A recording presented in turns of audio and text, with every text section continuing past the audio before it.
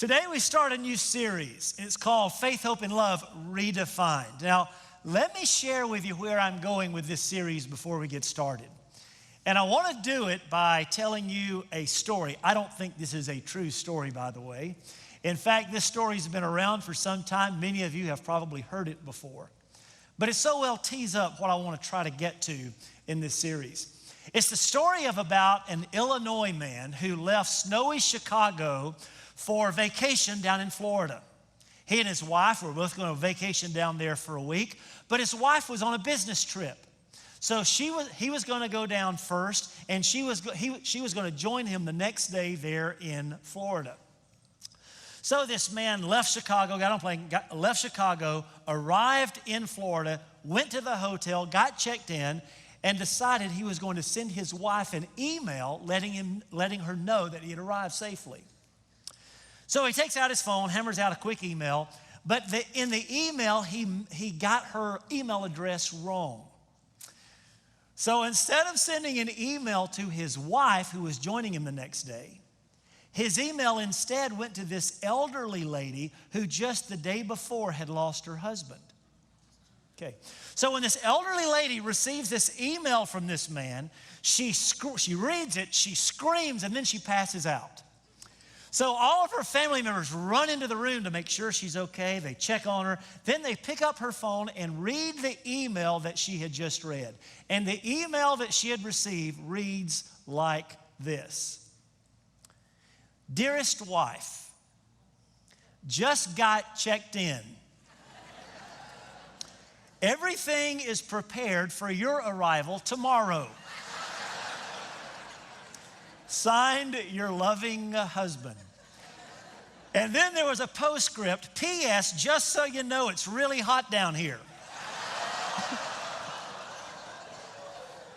Okay. Now, most of you are wondering what in the world that could possibly have to do with the sermon series. Let me explain this to you. When we communicate with people, it is vitally important that the way we communicate match with our audience. Because if the way that we deliver our message does not match with our audience, two things can happen. The first thing that can happen is that they can fail to understand whatever it is we're trying to communicate. But the second thing that can happen is even worse. Number one, they cannot understand, but number two, if we don't communicate well, they can actually misunderstand what we're communicating. And when they misunderstand what we're communicating, it can actually lead them to draw wrong, erroneous conclusions. You see what I'm saying? Now, that is a big deal to all of us because in so many different ways, you and I are messengers. We communicate messages to people. Husbands, you communicate with your wives. Wives, you communicate with your husbands. You must make sure that the way you communicate matches with your audience if you're going to communicate well. Parents communicate with their children. Children communicate with their parents. Employees communicate with each other. Bosses communicate to their employees. On and on I could go in so many different ways.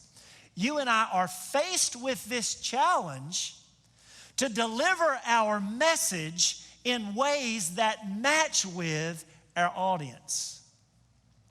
Now, of all of the ways that you and I serve as messengers, obviously, for Christians, there is one role of messenger that is far and above more important than all the others. Christian, you are God's messenger. I'm not talking about in some weird way. You are God's ambassador on earth. Where do I get that? I read this verse a couple of weeks ago. We are therefore Christ's ambassadors, as though God were making his appeal through us. So Christian, you and I, here's what that means. You and I have been entrusted a message. And it is up to us to deliver that message with those who have not yet met Christ in ways that match our audience. Because if we don't communicate that well, two things can happen. Number one, they cannot understand, but number two, and much more tragically, they can misunderstand and draw incorrect conclusions about what Christianity is all about.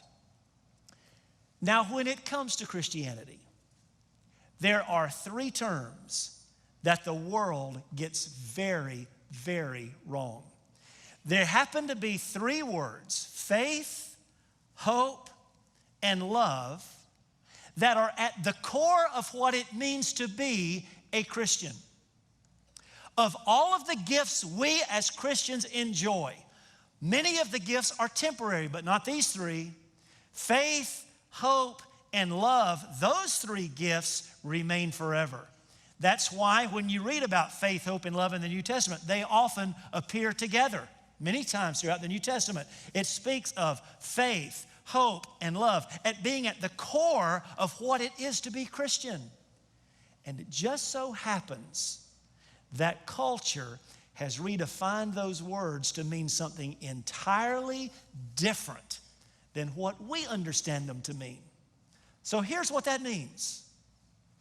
When you and I as Christians, as the gospel bearers, as God's messengers, explain to the world faith and hope and love, if we're not really careful, they will hear our message based on what they understand those words to mean and not what we intend for them to hear and learn. You see where I'm going with this? So over the next few weeks, it's really quite simple. I want to clarify what the Bible means when it talks about things like faith and hope and love. And as I do that, we're going to draw contrast with the cultural misunderstanding of those words. Now, we're going to start with faith.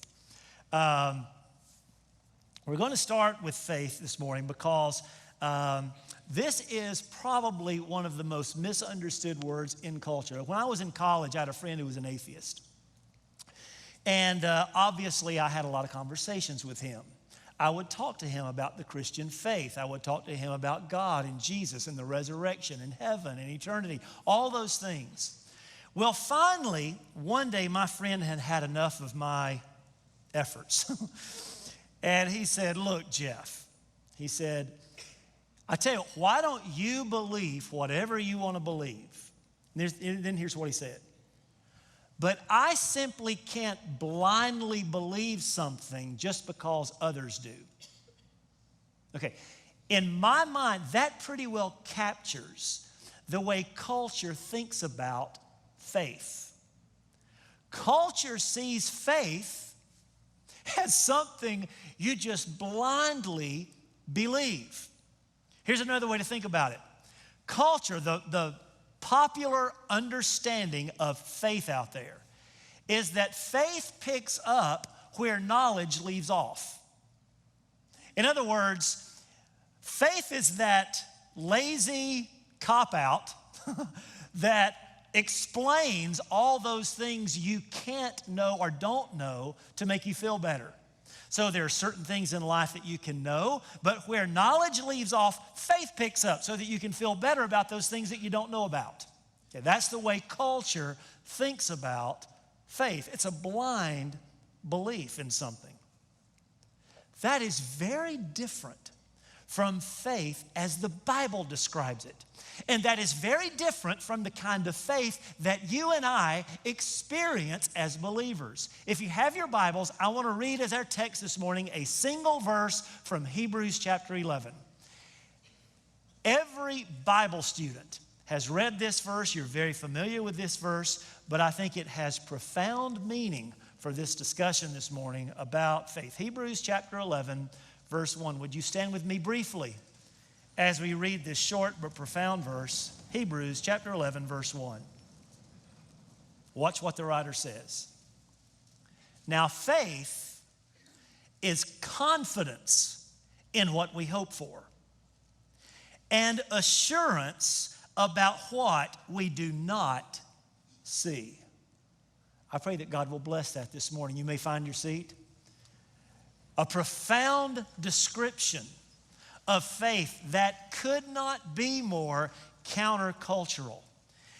To begin with, I want you to notice, according to this description of faith, there is nothing blind about faith. Faith is not blind. Now, how do I say that? If culture says that faith is blind belief, the Bible uses words like assurance and confidence to talk about what faith really means. There is nothing about blind faith that can give you a sense of assurance and confidence. Those things don't fit together. So what does the Bible mean when it talks about we have assurance and confidence in our faith? What it means is this: our faith is not blind. It is based on incredible, well-founded evidence. Sometimes to understand a spiritual truth, a physical truth helps. So let me provide you with an example of what this looks like in the physical world. Roller coasters are my thing. I talk about it a lot. Those of you who've been here, you know I love roller coasters. In fact, it's almost a hobby of mine. I love going to new parks and riding new roller coasters. It's my thing. Well, I've ridden a lot of roller coasters. The best one, I think the best one that I've ever ridden is actually within driving distance here. It's down at Six Flags, just west of Atlanta. It's called Goliath. Who's read Goliath? I heard moans. Okay. Goliath, there's several things I really like about this coaster. It's a steel-structured coaster. It's been engineered so it's very, very smooth. It's high, it's fast. There are a lot of good things that make this roller coaster one of the best. But the thing I think I like best about this particular coaster is the way that they secure you in the seat. You know, a lot of coasters, they put all these harnesses over you and you're riding this roller coaster and you can't even move. It's not very enjoyable to me. Goliath's not that way. When you get on this roller coaster, there is simply one little lap bar that comes down over your lap. Your arms are free, you can move your shoulders. So when you're riding this coaster, there's a lot of freedom involved. And I find that to be enjoyable. I love being free and near-death experiences. So that makes it more enjoyable. Now, here's the point I'm trying to make. If someone were to ask me, can you explain everything there is to know about that object in which you're placing your faith? I'm not sure I could do it. I know a little bit about how hydraulics work, but I've never seen behind the scenes in Goliath. I've never gotten under the coaster and examined the hydraulic system. I've never examined the safety system. So I would be very hard-pressed to explain the reasons why I place my faith in that. I couldn't do it. That does not mean my faith is without evidence. Okay? I don't place blind faith in that coaster. No. What evidence do I have? Well, for example, I know that there are countless people who have ridden that coaster before, and no one, to my knowledge, if you know somebody, don't tell me, it'll ruin it. To my knowledge, no one has fallen out of that roller coaster. Okay, that's evidence. I know that those coasters have to meet certain safety standards. I know that those coasters are inspected regularly. At least I like to think so. There's evidence behind my faith. When it comes to Christianity, our faith is not blind. It is based on evidence. Now look, one of the attributes of God, one of the things that describes who God is the fact that no human being can fully know him. So if you can't place your faith in God until you know and understand everything there is to know about him, that is never going to happen. God's too big for that. That does not mean that your faith has to be without evidence. It does not have to be blind. Now, in a few weeks, later in the fall, we're going to spend quite a bit of time going through some of the defenses of our faith, apologetics. We're going to describe why we believe and what we believe and why we believe it. We're going to do that. For the sake of this discussion, I just want to give you a brief sketch, very, very quick sketch of some of the evidences behind the Christian faith. One of the most compelling evidences that the Christian faith can be trusted is the resurrection of Jesus Christ. All right. It is historical, well-documented fact, okay, that there was a man named Jesus Christ who lived in the Middle East during the first century, and Jesus Christ was executed on a Roman cross, and 3 days later, his grave was empty and a body was never recovered. And in fact, the resurrected Jesus was seen by hundreds of people, friend and foe. In fact, the resurrection of Jesus Christ turns out to be one of the most scrutinized, researched events in all of human history. Can I just say this? If it did not happen, we would have found out by now. Okay. Now, the resurrection of Jesus Christ has to be dealt with. You have to somehow rationalize how that happened. And the Christian faith is based on the fact that Jesus Christ rose from the dead because he was in fact God. He was supernatural. That is an evidence of our faith. In fact, I would say this. It requires extraordinary blind belief to conclude that Jesus didn't come back from the dead than to conclude that he did come back from the dead in light of all the evidence. Okay, so that's one. Here's another one. The creation of the world is a great foundation to the Christian faith.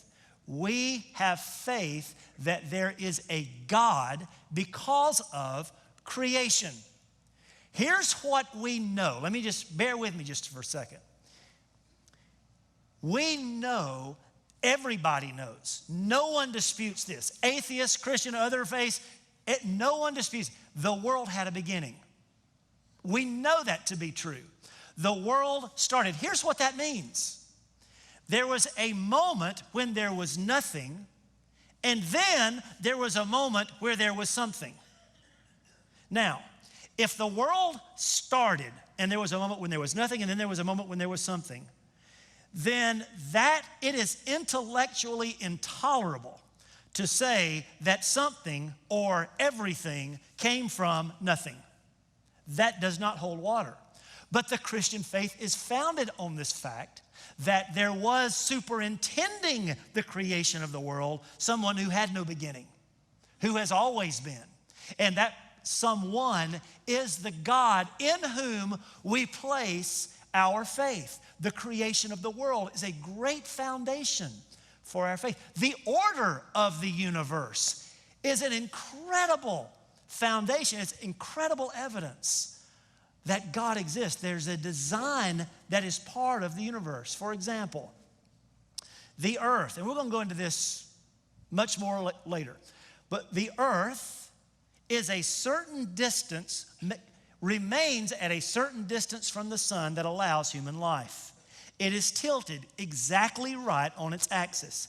It spins at a very specific, precise speed on that axis. It revolves around the sun at an exact, precise speed, at a precise, exact distance. The rest of the solar system operates according to a very specific design. The universe operates at a very specific design. The cells in your body operate according to a very specific design where the slightest error could cause the whole thing to fall apart.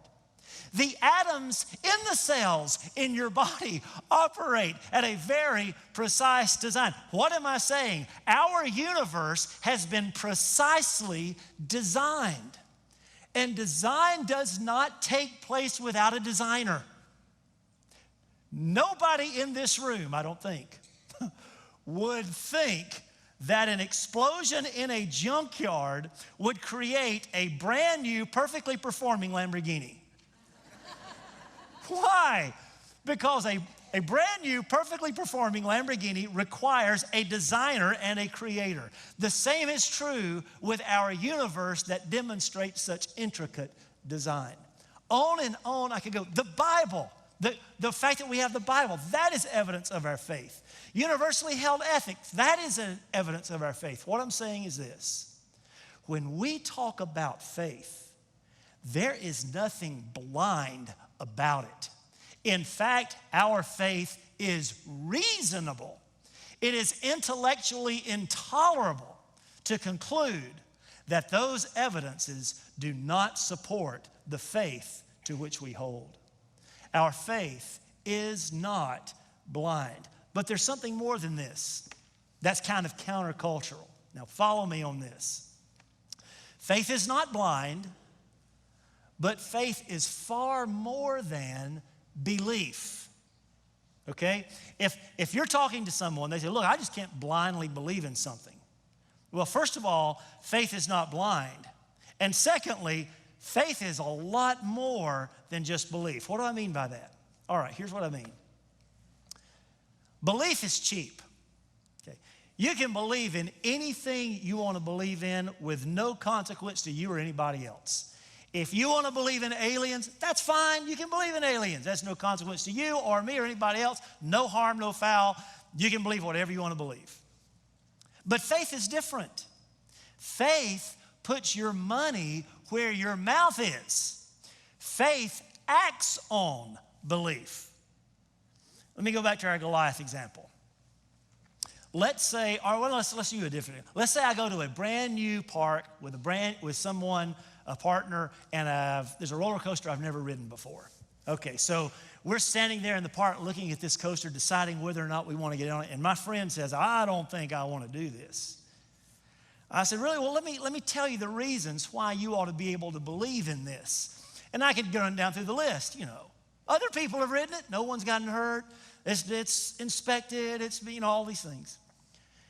My belief is not going to be very compelling to him, or at least it's not going to be nearly as compelling as if I say, I'll tell you what, I'll go ride it with you.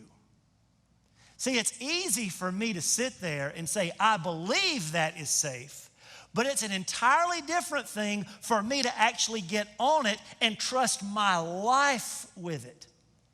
You see, faith, Christian faith, gives great credibility to belief. Let me say it this way.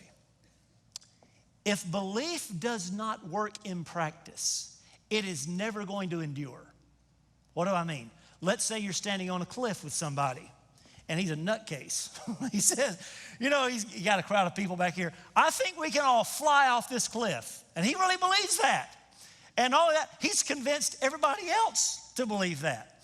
And then he says, I believe I can fly, and then he proceeds to jump off that cliff. All right. No one is going to follow that nutcase off the cliff. Why? Because his belief has been proven to fail. That's the way belief is. Belief that doesn't bear out in practice is doomed to fail. Think about Christianity. Christianity has now endured for 2,000 years. Countless millions of people have placed their faith in this man named Jesus, and not one time has he failed. Not one time has he failed. You see, faith gives great credibility to belief. Now, this brings up an interesting corollary for Christians. Remember, I was talking, the whole point of this is to make sure we communicate our message in ways that matches with and engages with our audience. Remember? Here's an interesting corollary for Christians. Many people out in culture are hesitant to place their faith in Jesus because they see far more Christian belief than they see Christian faith. What do I mean by that? They see a lot of people who say, I believe this, I believe that, but their practice doesn't seem to bear that out. And you see, talk is cheap, but faith gives credibility to that belief. So, Christian, here's a really good question we all ought to think about from time to time. Are there any gaps between your belief and your faith? Are there any gaps between what you believe to be true and the way you act out those truths in your life? It's a good question, because our witness depends upon demonstrating faith, not just belief, but faith. Faith is so much more than belief. One more thing I want to say about faith, because sometimes it's hard for the world to get their head around this one. And I want you to stay with me. Faith gives a form to spiritual realities.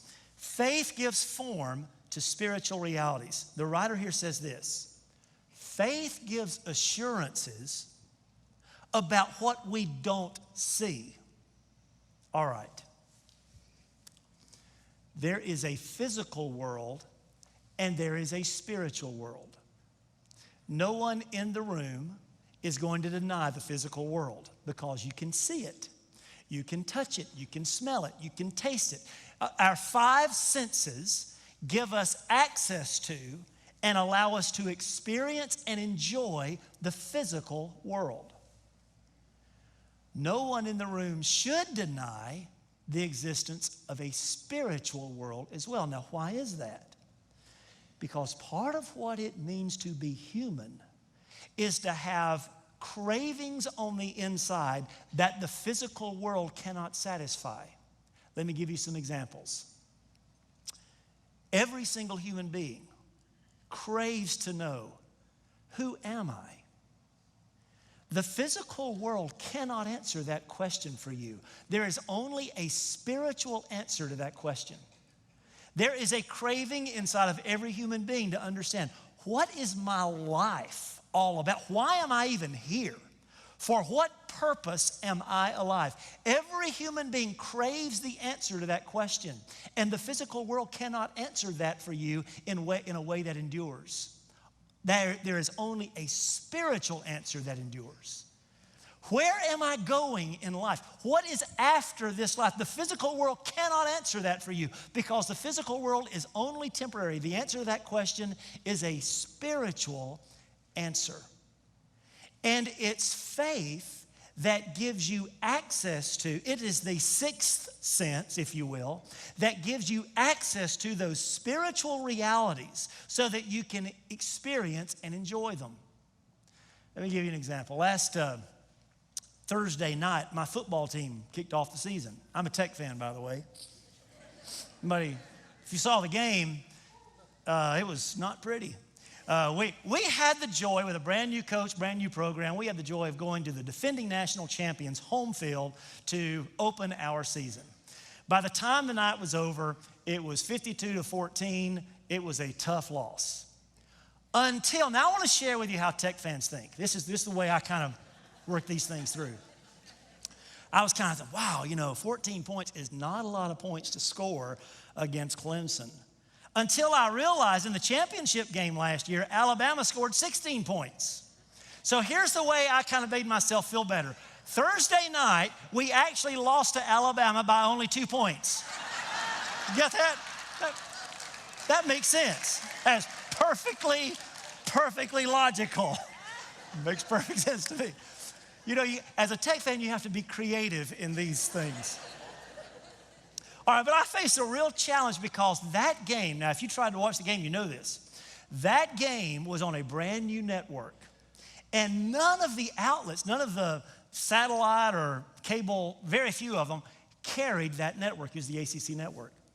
So I had a hard time finding a provider that I could subscribe to that would give me access to the ACC network where that game was being played. Now think about that. Now that game, whether I had the ACC network or not, that game was being broadcast through the air.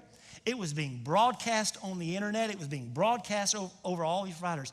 But until I had a service provider that could give me access to the game, I could not experience and enjoy the game. You see what I'm saying? That is the way faith works in the life of a human being.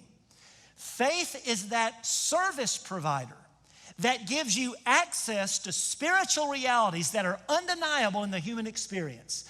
Gives you access to spiritual realities so that they can be experienced and enjoyed by the believer. That's what faith does. That's why, until you place faith in Christ, you're only living half a life. You're enjoying the physical, and you're aware of and enjoying the physical, but you're not aware of and enjoying the spiritual. Only faith gives you access to that. You see, faith, as the Christian talks about it, is much, much different than what the world thinks about it. So when we talk to the world about faith, we have to understand we are talking to people who thinks that faith is just blind belief. But it's far more than that. And what a joy it is to explain to those without Christ the evidence behind our faith, the way it has proven itself over and over and over again in the lives of countless millions of people in the last 2 millennia, and the way that we enjoy and experience spiritual realities in life that otherwise we could not have access to. You know, it might be that someone here this morning is ready to place your faith in Jesus. You know the evidence. You know that there's no other way to explain what you experience in the world other than the fact that God is who He said He was and Jesus is who He said He was. And you're ready to place your faith, as is your reasonable service, in Him. Pastor Jeff, how do I do that? The answer is simple, but very profound. Only God could make a way for you to have a relationship with Him. Only God could make a way to cover and pay for the only thing that stands between you and Him, and that's your sin. And the way He did it cost His Son His life. He sent His Son Jesus to die on a cross to pay for your sin, not His. He had none. To pay for your sin so that you and I could have the unbelievable privilege to go before our Creator and ask Him to remove our sin out of the way so that we could know Him personally. I wonder, would you like to do that this morning? You can do that right here, right now. In fact, I'd like to lead you in a prayer. Could everyone bow your heads with me and close your eyes just for a moment? If you would like to place your faith in Jesus, you might pray something like this, realizing that you're speaking to the Creator of it all right now.